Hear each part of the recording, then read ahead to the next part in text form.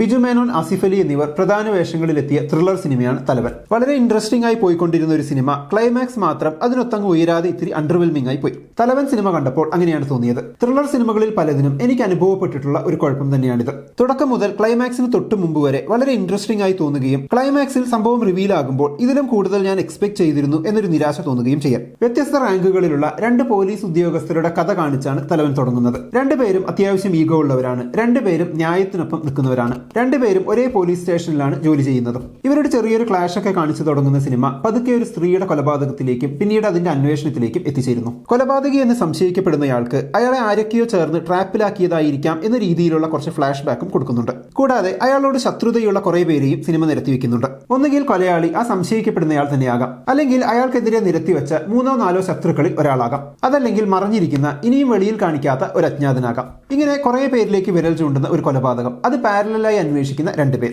മൊത്തത്തിൽ കണ്ടിരിക്കാൻ വളരെ രസമുള്ള ഒരു ത്രില്ലർ തന്നെയാണ് തലവൻ. ഞാൻ നേരത്തെ പറഞ്ഞതുപോലെ ക്ലൈമാക്സിലെ ചെറിയ നിരാശ, പിന്നെ സെക്കൻഡ് പാർട്ട് ഉണ്ട് എന്നതുപോലെ കൊണ്ടു നിർത്തുന്ന സ്ഥിരം പരിപാടി, ഇത് രണ്ടുമാണ് പേഴ്സണലി ചെറിയൊരു കല്ലുകടിയായത്. ത്രില്ലർ സിനിമകൾ ഇഷ്ടപ്പെടുന്നവർക്ക് കണ്ടു നോക്കാം. തലവൻ ഇപ്പോൾ സോണി ലിവിലുണ്ട്. പ്രഭാസിന്റെ കൽക്കി കാണണമെന്ന ആഗ്രഹം ട്രെയിലർ കണ്ടപ്പോൾ തൊട്ട് ഉണ്ടായിരുന്നു. പൊതുവെ തെലുങ്ക് മെയിൻ സ്ട്രീം സിനിമകളുടെ ആരാധകൻ അല്ലാഞ്ഞിട്ടുകൂടി കൽക്കി കാണണമെന്ന് തോന്നാൻ കാരണമുണ്ട്. ഒന്ന്, അതിന്റെ ബഡ്ജറ്റ് തന്നെയാണ്. രണ്ട്, നമ്മുടെ മിത്തൊക്കെ ഇങ്ങനെ ലാർജ് സ്കെയിലിൽ വേറെ രീതിയിൽ മോഡേൺ ലോകവുമായി മിക്സ് ചെയ്തുണ്ടാക്കുന്ന ഒരു ഫാന്റസി വേൾഡ് കാണാൻ ആഗ്രഹമുണ്ട് എന്നതാണ്. ഹോളിവുഡിലൊക്കെ അത്തരം സിനിമകൾ ധാരാളം കാണാൻ കഴിയും. എന്നാൽ നമ്മുടെ ഇവിടെ ഇപ്പോഴും ബഡ്ജറ്റ് കൂടിയാൽ ആദിപുരുഷ് പോലെ വീണ്ടും പറഞ്ഞത് തന്നെ പറഞ്ഞ് സീരിയൽ ടൈപ്പ് കഥകൾ എടുത്തുവെക്കും. കൽക്കി സത്യത്തിൽ മാഡ് മാക്സിൽ മഹാഭാരതം മിക്സ് ചെയ്തൊരു അനുഭവമാണ്. പൂർണ്ണമായും ഒറിജിനൽ എന്ന് പറയാൻ പറ്റുമോ എന്ന് ചോദിച്ചാൽ ഇല്ല. ഹോളിവുഡ് പോസ്റ്റ് അപ്പോക്കാലിപ്റ്റിക് സിനിമകളുടെ നല്ല തോതിലുള്ള ഇൻസ്പിറേഷൻ വേഷവിധാനത്തിലും സ്റ്റണ്ടിലും മെഷീൻസിലും കാണാൻ കഴിയും. പക്ഷെ ഒറിജിനൽ ആയിട്ടുള്ള ഒന്നുണ്ട്, അത് മഹാഭാരത കഥ ഇങ്ങനെ ഒരു സംഭവവുമായി മിക്സ് ചെയ്തതാണ്. സത്യത്തിൽ നമ്മളിൽ പലരും കാണാൻ ആഗ്രഹിച്ച ഒന്ന് തന്നെയാണിത്. അശ്വത്ഥാമാവും കർണനും അർജുനനും കൽക്കിയും ഒക്കെ ഈ മോഡേൺ വേൾഡിൽ വരുമ്പോൾ ഉള്ള ഒരു രസം,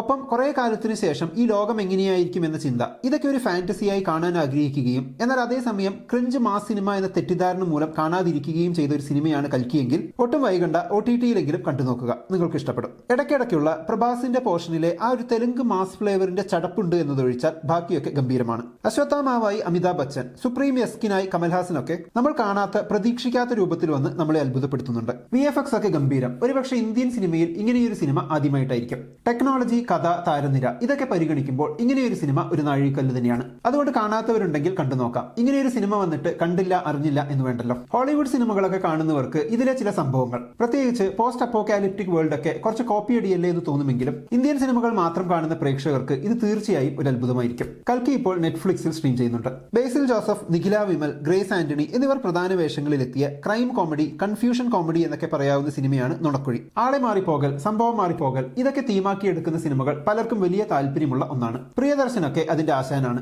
നുണക്കുഴിയിൽ ഒരു ലാപ്ടോപ്പാണ് ആ സംഭവം. നുണക്കുഴിയെ കുറിച്ച് പറയുകയാണെങ്കിൽ കുറച്ച് ഭാഗങ്ങളൊക്കെ കൊള്ളാം, കുറച്ച് ഭാഗങ്ങളൊക്കെ ബോറടിയാണ് എന്ന വിഭാഗത്തിൽ പെടുത്താവുന്ന ഒരു സിനിമയാണ്. നുണക്കുഴി എന്ന പേര് നമ്മൾ വിചാരിച്ച ആ നുണക്കുഴിയല്ല, മറിച്ച് നുണകൾ കൊണ്ടുള്ള കുഴിയിൽ വീണു പോകുന്നവരെയാണ് ഉദ്ദേശിച്ചത്. ബേസിൽ ജോസഫിന്റെ കഥാപാത്രം ഹോസ്പിറ്റലിൽ കിടക്കുന്ന ഒരു സീനുണ്ട്. പോലീസ് ഉദ്യോഗസ്ഥനായി ബൈജുവും കൂടെ ഗ്രേസും അജുവും ഒക്കെയുള്ള ആ സീൻ നല്ല രസമായിരുന്നു കാണാൻ. സിനിമയിലെ ചില കാര്യങ്ങൾ നമുക്ക് മുൻകൂട്ടി പ്രെഡിക്റ്റ് ചെയ്യാൻ കഴിയും. അതുപോലെ ചില കാര്യങ്ങൾ അപ്പോൾ തന്നെ സിമ്പിളായി ഒഴിവാക്കാൻ കഴിയുമല്ലോ എന്ന ചിന്ത നമുക്ക് ഈ സിനിമ കാണുമ്പോൾ തോന്നാനിടയുണ്ട്. മുന്നോട്ട് പോകുന്തോറും സ്ഥിതി കൂടുതൽ വഷളാകുന്ന, കൂടുതൽ കോംപ്ലിക്കേറ്റഡ് ആകുന്ന, എന്നിട്ട് അതിൽ നിന്ന് തലയൂരാൻ നായകൻ കാണിക്കുന്ന പെടാപ്പാടുകൾ കണ്ടിരിക്കാൻ ഇഷ്ടപ്പെടുന്നവർക്ക് ഈ സിനിമ കണ്ടു നോക്കാം. സിനിമയിലെ നായകൻ ഒരു റിച്ച് മനുഷ്യനാണ്. അച്ഛൻ മരിച്ചപ്പോൾ ഒട്ടും താല്പര്യമില്ലാതെ കമ്പനിയുടെ തലപ്പത്ത് ഇരിക്കേണ്ടി വന്നവൻ. കല്യാണം കഴിഞ്ഞിട്ട് അധികമായിട്ടില്ലാത്തതിനാൽ മൂപ്പർ ഇപ്പോഴും ആ ഒരു റൊമാൻറ്റിക് മൂഡിലാണ്. ഒരു ദിവസം കമ്പനി റെയ്ഡ് ചെയ്യാൻ എത്തിയവർ നമ്മുടെ നായകന്റെ പേഴ്സണൽ ലാപ്ടോപ്പും പിടിച്ചെടുക്കും. എന്നാൽ അതിൽ മറ്റാരും കാണാൻ പാടില്ലാത്ത ചിലതുണ്ട്. ആ ലാപ്ടോപ്പ് തിരിച്ചെടുക്കാൻ നമ്മുടെ നായകൻ നടത്തുന്ന ശ്രമങ്ങളാണ് സിനിമ. നുണക്കുഴി ഇപ്പോൾ C5-ൽ സ്ട്രീം ചെയ്യുന്നുണ്ട്. അപ്പോൾ ഈ 3 സിനിമകൾ കണ്ടിട്ടുള്ളവരാണെങ്കിൽ അവയെക്കുറിച്ചുള്ള നിങ്ങളുടെ അഭിപ്രായം കമന്റ് ബോക്സിൽ എഴുതുമല്ലോ. നമുക്ക് അടുത്ത വീഡിയോയിൽ വീണ്ടും കാണാം.